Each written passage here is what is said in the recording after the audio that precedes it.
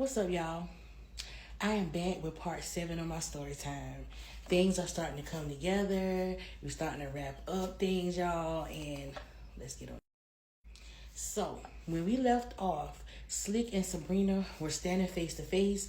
They had just had this very strong vision. It basically went back in time by holding hands with the Crossroad Spirit Zabrio, and they really fully envisioned their first lifetime together, and the story unfolded as to what happened between them. When they opened their eyes and discovered that Sabril had disappeared, they had a look of shock, anxiety, but most of all, remembrance on their faces. No words were spoken at first. They just hugged each other really tightly. And it just seemed like the bond that they had through all these years connected. They felt comfort in each other's arms, okay? They felt safe and they felt secure. They talked and everything just kind of connected with everything that was going on, y'all. Neither one of them wanted to go back to the house because it was getting very late and they knew they weren't going to get any sleep that night. It was just too much. So the small town that they were in is a coastal town. So they drove down to the lake and it was beautiful outside, y'all. Like I said, the moon was full and big. The sky was full of stars. So they got a blanket and they laid on the ground. They laid up, they looked at the stars, and for a moment there was complete silence. But then Slick grabbed Sabrina's hand and they began to kiss. The kiss led to them becoming intimate with each other. Slick automatically just knew that Sabrina had never taken it that far with anybody. But to be sure, he did ask. He said, "Would this be your first time?" And she said, "Yes, this would be my first time. And if it was anybody I want to do this with, it would be you."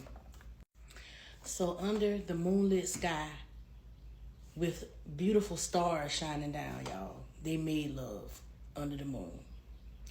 After that, they talked for a very long time, and they both came to the conclusion that the best thing for them to do was to separate. That would be the easiest and most logical way for both of them to be able to go on with their life without any tragedy, without any hurt and pain, okay? It was going to hurt both of them, but they knew that it was for the best. So once they decided to do that, they went back to the house. Grandma Belle was in the kitchen. She was making them a big breakfast. They both went to their rooms, freshen up. They were very tired, but they were hungry as well. So Sabrina then called the train station and made reservations for her to leave the next day. Grandma Belle had a nice spread laid out for them, y'all. Pancakes, bacon, eggs, sausage, grits, you name it, she had it. So over breakfast, that's when they revealed to her what had happened the night before with meeting the Crossroad Spirit. Now, you know Grandma Belle was like, "I know good and doggone well y'all didn't go to that crossroad without us. Y'all didn't have no protection, no grounding or anything, Slick. Y'all, that could have went way worse than what it did."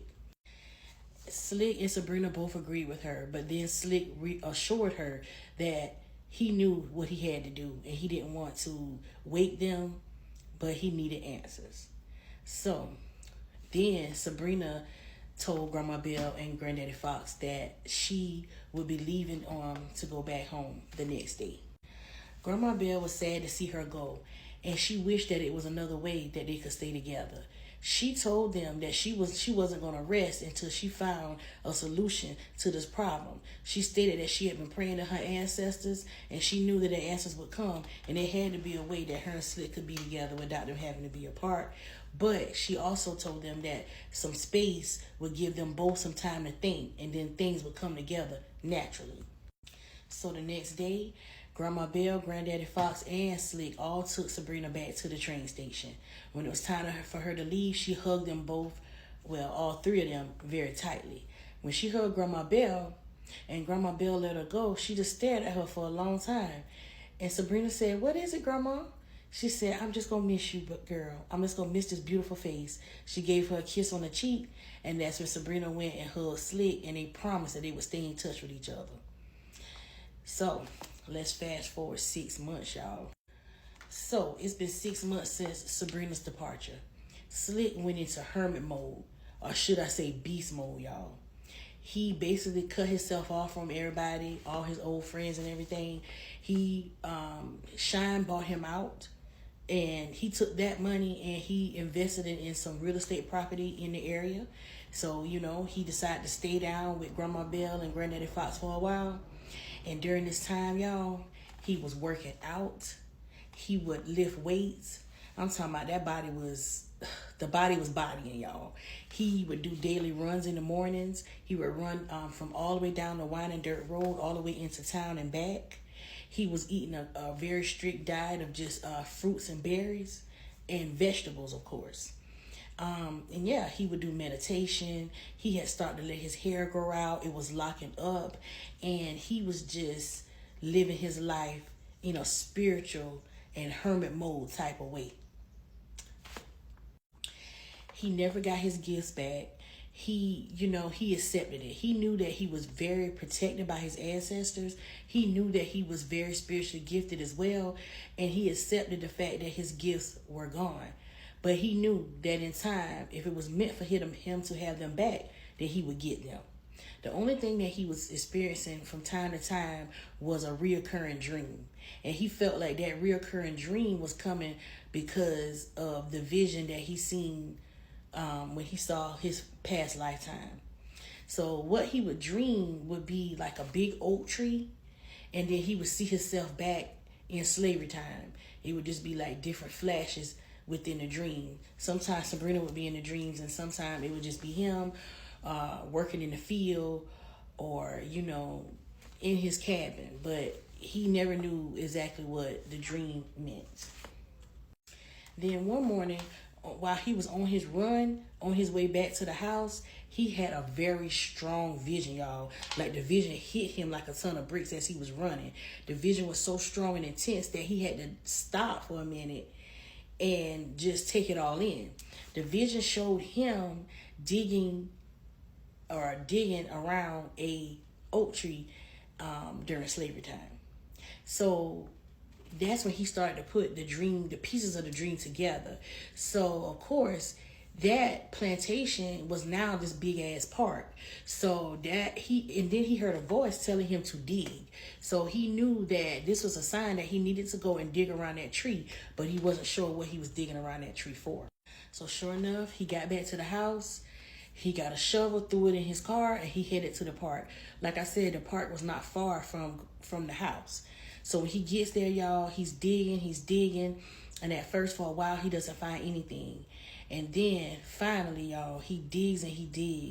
And when he hits something, and when he digs it up, he picks it up and he dusts all the dirt off of it, y'all. When he looks at it, it's a beautiful, enchanted shell. Now this shell, y'all, it is a very rare and enchanted conch shell that spirals. This is a shell that Slick discovered that washed up on shore during slavery, y'all.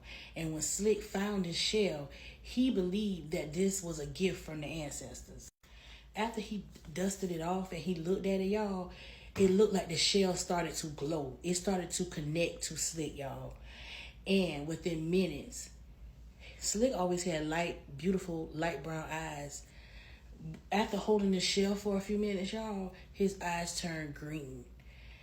His power was restored fully, stronger than what he has ever been in any lifetime, and definitely stronger than what he had in this lifetime. His powers came back 10 times stronger, y'all. All he could do was fall to his knees. Not only did he get his power back, but he remembered every lifetime, y'all. Every lifetime with Sabrina. Come back for part 8. Peace.